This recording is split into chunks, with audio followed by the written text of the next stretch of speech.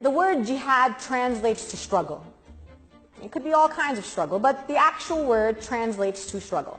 I think as an Arabic speaker, I should be the one to define what jihad means and not Google, which is not Arabic, right? Just making that clear. Anyway, I went to a big Muslim convention just this past year.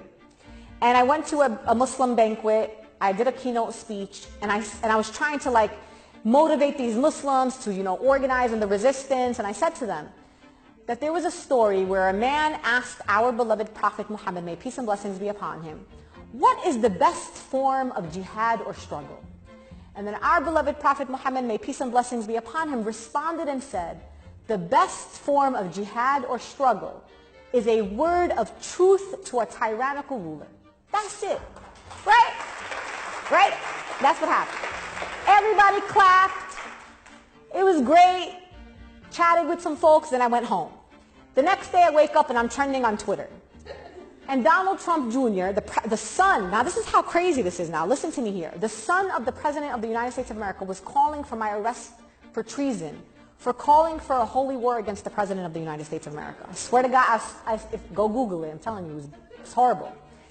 Every celebrity, alt-right personality in America was going after me online. I was getting death threats. People were doxing my home address. It was crazy. But then I decided to do something. And what I decided to do is I decided to double down. And I called the Washington Post and I said, look, I got some stuff to say. They were like, write whatever you need to write. Let's go with this. So I wrote an op-ed for the Washington Post. Go read it. And it was about jihad.